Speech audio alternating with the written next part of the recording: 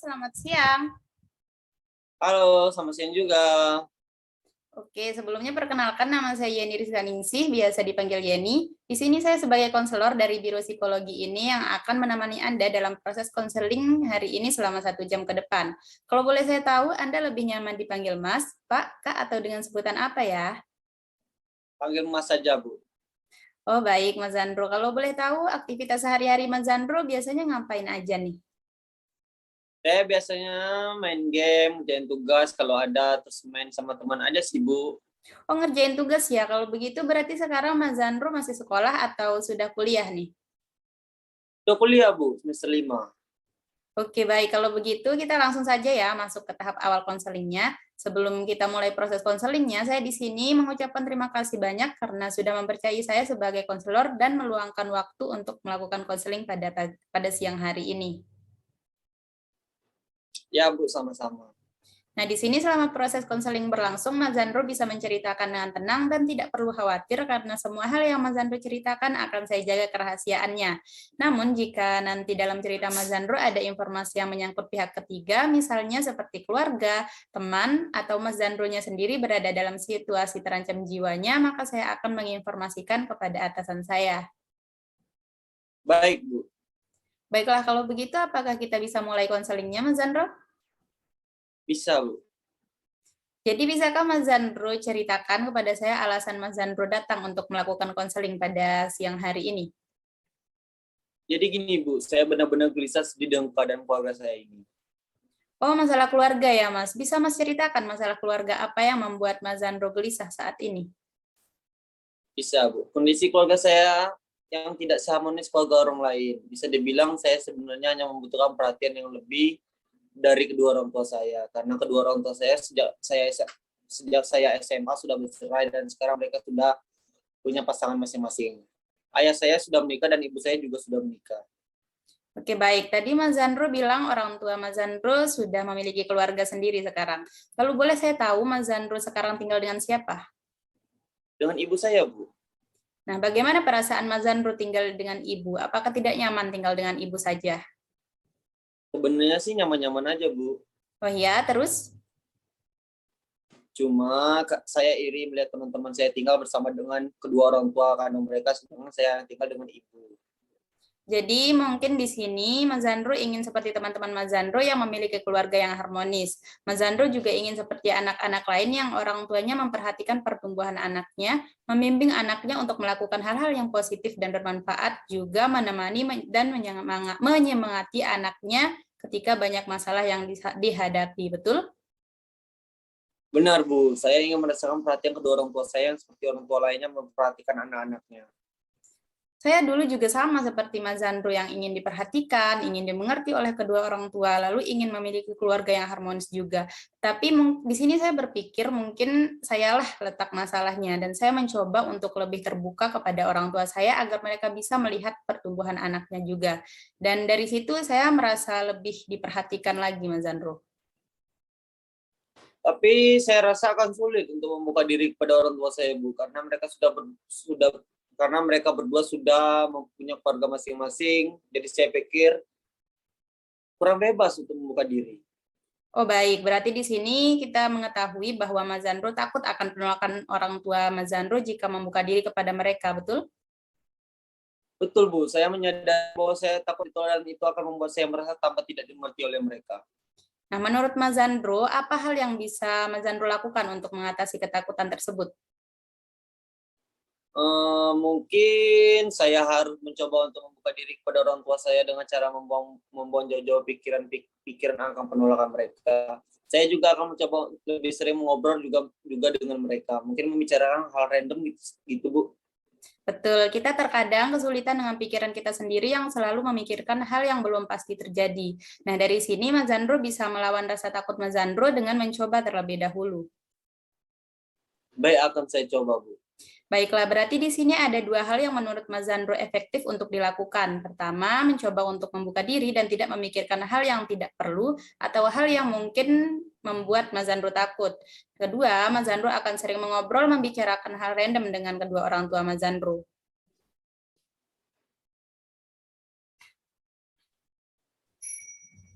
Betul, saya akan berusaha melakukannya, Bu. Saya pernah melakukan kedua hal tersebut ketika mengalami masalah yang serupa dengan Mas Zandro. Keduanya cukup efektif untuk membangun komunikasi dan menjadikan saya lebih bisa terbuka dengan orang tua saya. Wah, saya jadi semakin yakin bahwa saya akan berhasil juga, Bu. Oke, baiklah. Di sini saya akan mereview sedikit. Saat pertama kali Mas Zandro datang, Mas Zandro mengeluh dengan keadaan keluarga Mas Zandro. Mas Zandro bingung dan kesal dengan keadaan keluarga Mas Zandro yang tidak seharmonis keluarga teman-teman Mas Zandro. Namun, di konseling ini, Mas Zandro sudah mulai bisa menyadari perasaan Mas Zandro yang takut untuk membuka diri karena pikiran Mas Zandro sendiri. Nah, hari ini juga kita sudah mendiskusikan tentang strategi yang bisa Mas Zandro lakukan untuk mengatasi rasa takut Mas Zandro tersebut. Strategi yang dapat dilakukan yaitu melawan rasa takut dengan mencoba untuk membuka diri kepada kedua orang tua Mas Zandro dan menghilangkan pikiran-pikiran yang tidak perlu. Lalu yang kedua yaitu dengan mencoba untuk sering mengobrol, membicarakan hal random dengan kedua orang tua Mas Zandro. Ini sudah merupakan progres yang sangat bagus loh Mas Zandro.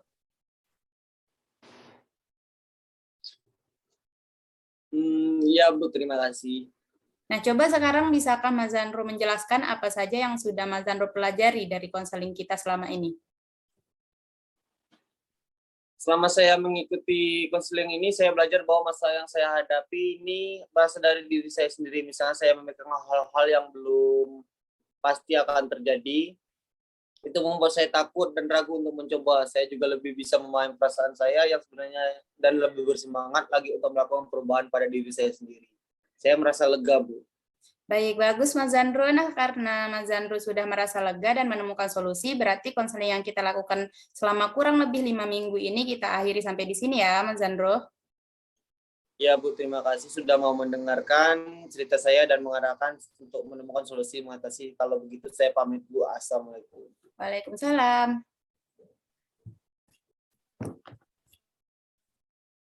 Halo, selamat pagi, Pak. Iya, selamat pagi juga. Ayo silakan duduk. Iya, Pak. Terima kasih. Oke, sebenarnya kenakan nama saya Zando Alvino, biasa dipanggil Zando. Di sini saya sebagai konselor dari Biro Psikologi. Ini yang akan menemani Anda dalam konseling hari ini. Boleh saya tahu Anda lebih nyaman dipanggil Mbak, Kak, atau dengan sebutan apa ya? Panggil Mbak saja, Pak. Oh, baik. Oh, baik, Mbak. Omong-omong, Mbak Yeni asli mana? Saya si Lombok, Pak. Oh, asli Lombok. Ya, lumayan jauh ya dari sini. Terus Mbak Yeni di sini tinggal sama keluarga, teman, atau ngekos? Saya tinggal sendiri, Pak, ngekos. Oke. Uh,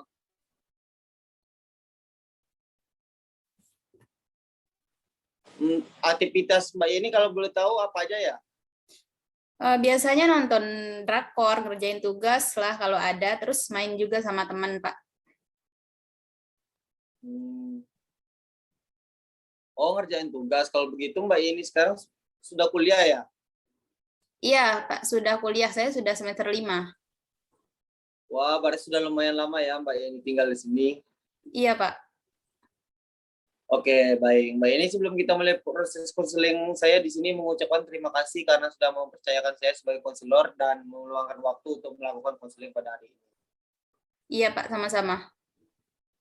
Nah, di sini selama proses konseling berlangsung, Mbak bisa menceritakan dengan tenang dan tidak perlu khawatir karena semua hal yang Mbak Yeni ceritakan akan saya jaga kerahasiaannya. Namun, jika nanti dalam cerita Mbak Yeni ada informasi yang menyangkut pihak ketiga, misalnya seperti keluarga, teman, atau Mbaknya sendiri berada dalam Mbaknya berada dalam situasi terancam jiwanya, maka saya akan menginformasikan kepada atasan saya. Baik, Pak. Apakah ada yang ingin Mbak tanyakan terlebih dahulu? Tidak ada, Pak. Baiklah, kalau begitu apa kita bisa memulai konselingnya? Bisa, Pak. Jadi bisa Mbak Yeni ceritakan permasalahan Mbak Yeni? Jadi begini Pak, saya kan kuliah mengambil jurusan psikologi dan sekarang sudah semester 5. Nah, saya bingung mau ngambil fokus psikologi apa, antara psikologi klinis atau psikologi pendidikan.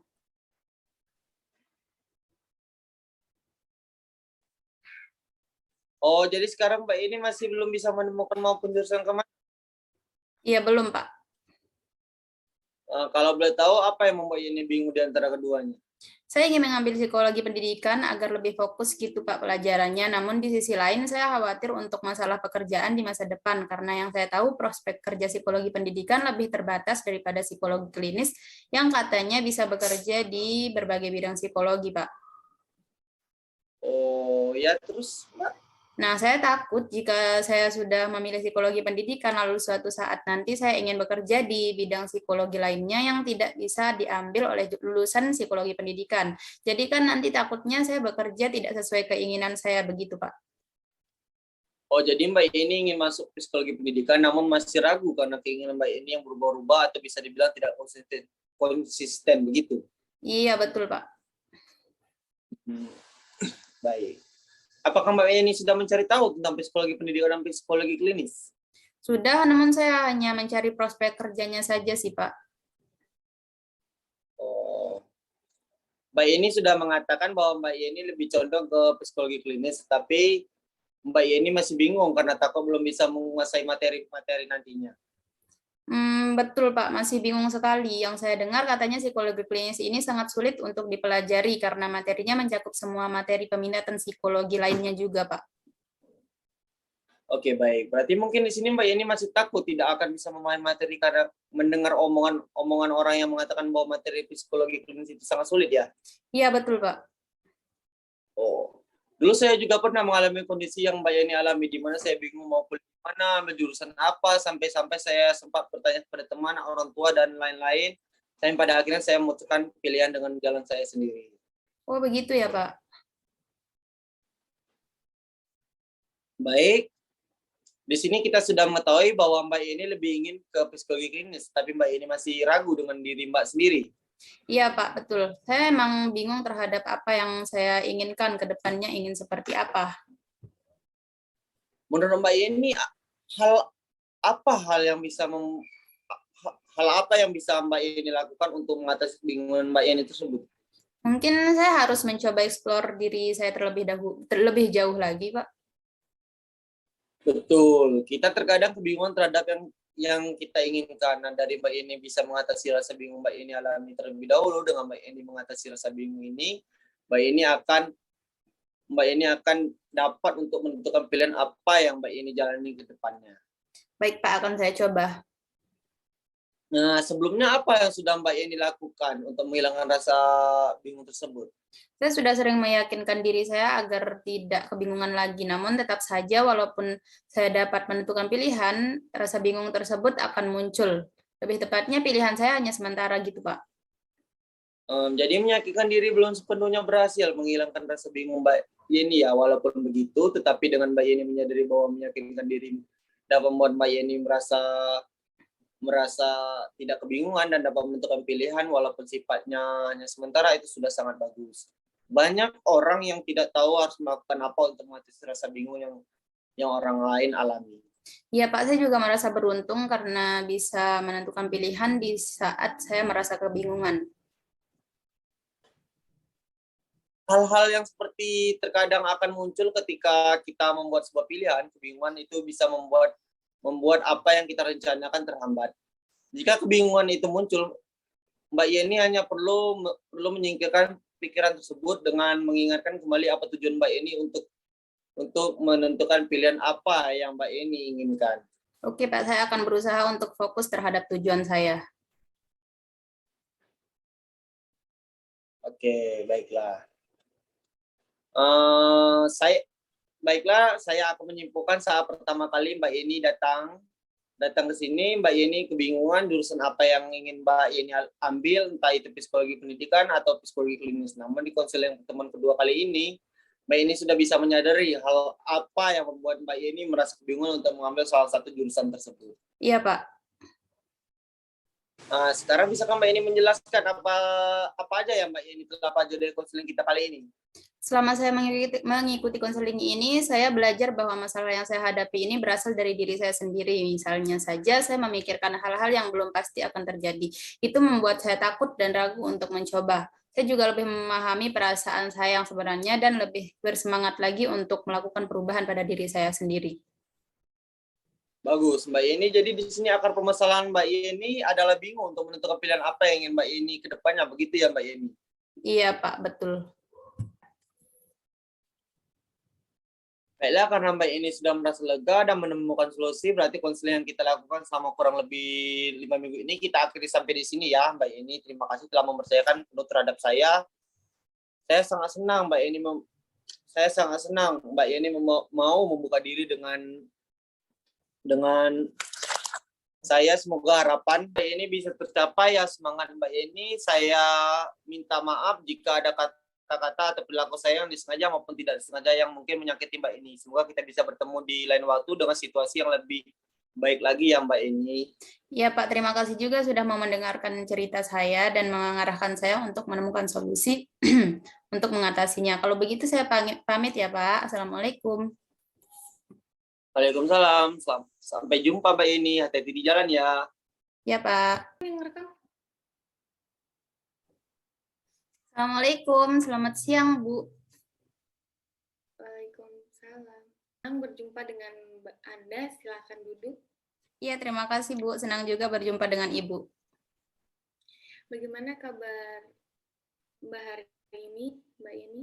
Kabar saya baik, Bu. Ya, wajah Anda terlihat kurang bersemangat. Sepertinya Anda ada hal-hal yang menghambat Anda sehingga Anda berkonsultasi dengan saya. Iya, Bu. Saya ingin berkonsultasi dengan Anda. Boleh, silahkan. Ada yang bisa berkonsultasi dan menceritakan masalah Anda kepada saya, dan saya akan mengucapkan terima kasih karena mempercayakan saya sebagai konselor. Tapi sebelumnya apakah Ibu dapat merahasiakan cerita saya dari orang lain? Tentu Mbak Yeni tidak perlu khawatir bahwa ini tidak akan saya sebar kepada orang lain karena sudah menjadi kewajiban saya untuk merahasiakan apapun yang diceritakan oleh klien karena sudah menjadi kode etik bagi para konselor. Baiklah, kalau begitu Bu, saya berharap masalah saya dapat dirahasiakan dengan baik dan bisa teratasi. Baiklah, mudah-mudahan bisa cepat teratasi ya Mbak. Boleh. Begini Mbak, bolehkah saya mengetahui hal yang membuat Anda kurang bersemangat? Begini Bu, saya baru memasuki semester kedua dalam perkuliahan saya, dan tetapi saya merasa sangat malas dalam mengerjakan tugas-tugas saya, Bu. Oh, jadi Mbak merasa malas karena sangat malas. Kenapa bisa Mbak merasa malas? Coba jelaskan sedikit. Saya tidak mengetahui alasan kenapa saya malas, padahal saya memiliki motivasi untuk mengerjakan tugas-tugas tersebut. Tapi entah kenapa begitu ingin memulai untuk mengerjakannya, saya tiba-tiba malas. Jadi Anda tidak mengetahui alasan rasa malas Anda?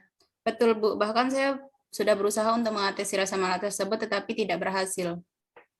Baiklah, Anda menceritakan cara apa yang Anda gunakan untuk mengatasi rasa malas tersebut.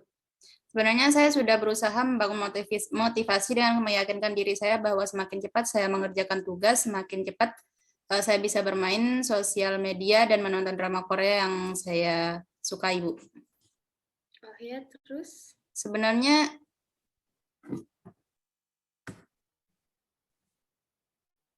tetapi saya masih belum bisa mengatasi rasa malas saya tersebut, Bu. Oh, saya dapat memahami apa yang Anda rasakan, dan saya mengapresiasi usaha Anda untuk membangkitkan motivasi dan melawan rasa malas. Saya ingin bertanya, berapa lama Anda bermain sosial media dan menonton drama Korea kesukaan Anda? Biasanya saya bermain sosial media kurang lebih selama 1 jam dan menonton drama Korea kesukaan saya selama 1,5 jam, Bu. Apakah Anda melakukan hal tersebut sebelum mengerjakan tugas Anda? Betul, Bu. Itu dalam rangka membangkitkan motivasi saya dalam mengerjakan tugas. Sepertinya Mbak merasa penasaran akan kelanjutan drama tersebut, terlalu asik bermain sosial media, dan dari yang saya pahami, Anda bermain sosial media dan menonton drama Korea sebelum mengerjakan tugas Anda. Apa betul Anda penasaran akan kelanjutan drama tersebut? Betul, Bu. Saya merasa ingin melanjutkan 1 episode lagi sehingga itu mengganggu saya ketika mengerjakan tugas. Tetapi saya harus mengerjakan tugas tersebut. Oleh karena itu saya berusaha untuk mengerjakan. Akhirnya saya terus kepikiran dan tidak jadi mengerjakan tugas itu. Malahan saya bermain handphone, Bu. Jadi menurut Anda rasa penasaran ini yang menghambat Anda dalam mengerjakan tugas dan menimbulkan rasa malas ya, Mbak? Betul, Bu. Oke, baik Mbak Yeni, saya tetap mengapresiasi usaha yang Anda telah lakukan, tapi saya menyarankan Anda untuk tidak bermain sosial media atau menonton drama Korea sebelum mengerjakan tugas Anda. Oh begitu ya Bu, saya kira itu bisa menjadi motivasi saya, tetapi itu malah membuat saya menjadi malas untuk mengerjakannya ya. Betul Mbak, saya yakin Mbak sudah tahu jawabannya tapi belum menyadarinya. Apakah Mbak bisa mengusahakan hal tersebut? Iya Bu, saya akan berusaha untuk melaksanakan apa yang Ibu sarankan tadi. Baiklah, kalau begitu sepertinya kita telah berbicara terlalu banyak.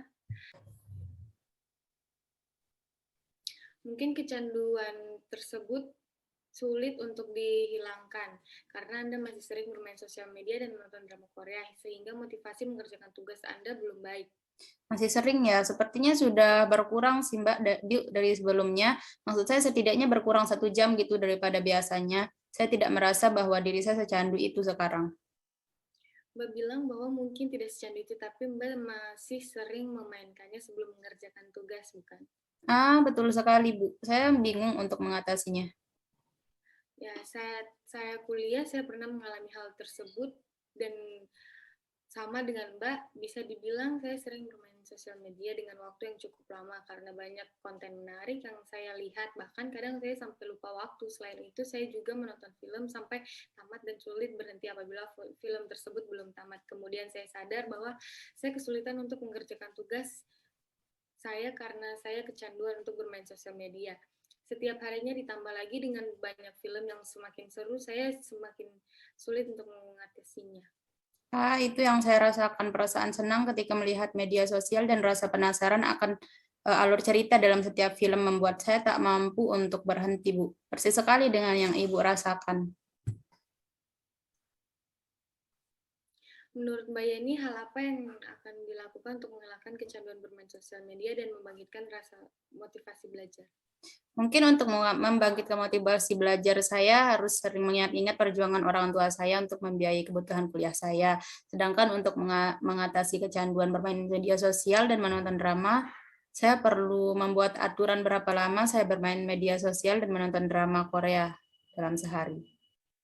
Betul, hal tersebut bisa dilakukan untuk membangkitkan motivasi kita dalam belajar, karena orang tua kita merupakan sumber semangat utama kita untuk terus belajar dan memberikan lebih.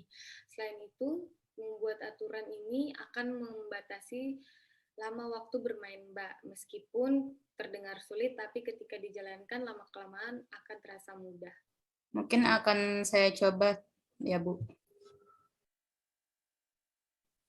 Baiklah, mungkin di sini kita bisa memakai solusi dari Mbak Yeni yang katakan sebelumnya, yaitu mengingat perjuangan orang tua dan mengatur waktu bermain sosial media. Mungkin ketika Mbak Yeni sedang melakukan ibadah, bisa sambil mendoakan orang tua agar menimbulkan keyakinan dan motivasi di dalam Mbak. Sedangkan untuk mengatur waktu bermain sosial media, Mbak bisa menggunakan aplikasi terkini di handphone Mbak. Wah, betul juga ya, Bu. Saya akan berusaha semaksimal mungkin untuk melakukannya. Iya Mbak, begitu. Jadi sebelum kita mengakhiri sesi konseling ini, saya akan mereview beberapa sesi yang telah kita lalui saat pertama kali Mbak Yeni datang, merasa kehilangan motivasi belajar dan tidak mengetahui penyebab kehilangan motivasi belajar tersebut. Banyak cara yang telah dilakukan untuk mengembalikan semangat tersebut, hanya saja malah berbalik menjadi bumerang dan masalah yang baru bagi Mbak Yeni, yaitu kecanduan bermain sosial media, sosial dan menonton drama Korea. Namun sesi kita kali ini Mbak Yeni mulai banyak menyadari kesalahan dan mulai menemukan strategi dan solusi atas masalah Mbak yang rasakan sekarang. Strategi tersebut dengan mengingat jasa orang tua dan mengatur waktu dengan menggunakan aplikasi terkini di handphone Anda, sejujurnya progres yang sangat baik ya Mbak Yeni. Oh iya, Bu. Oke, kalau begitu mungkin Mbak Yeni bisa jelaskan tentang konseling kita. Sejujurnya saya mempelajari banyak hal, Bu. Saya belajar bahwa masalah ini bersumber dari diri saya sendiri dan keteledoran saya dalam mengatur waktu bermain media sosial. Saya juga belajar bahwa manajemen waktu sangat penting dalam kehidupan. Bagus Mbak Yeni, dari sini kita sudah belajar ya bahwa Mbak Yeni memahami akar permasalahan dan adalah kehilangan motivasi dan keteledoran Mbak dalam mengatur waktu. Kedepannya Mbak Yeni harus bisa mengatur waktu lebih baik lagi ya Mbak. Siap, Bu. Oke, syukurlah kalau begitu. Sebagai konselor, Saya hanya bisa memberikan saran, karena Mbak Yeni sudah merasa lebih baik dan menemukan solusi yang dicari, berarti konseling kita selama 4 minggu terakhir ini dapat berakhir sekarang ya Mbak. Saya sangat senang Mbak bisa menceritakan masalah ini dan juga mempercayakannya kepada saya. Besar harapan saya kepada Mbak Yeni dapat melaksanakan dan mencapai apa yang Mbak Yeni inginkan di kemudian hari. Saya sebagai konselor meminta maaf yang sebesar-besarnya atas kesalahan yang terjadi selama konseling berlangsung. Semoga kita dapat bertemu di lain waktu dan dengan situasi dan kondisi yang lebih baik. Ya Bu, saya meminta maaf juga sekaligus berterima kasih sudah menjadi konselor saya dan mendengarkan cerita saya dari awal sampai akhir. Saya pamit undur diri dulu ya Bu. Assalamualaikum. Oke, baik Mbak. Terima kasih. Waalaikumsalam.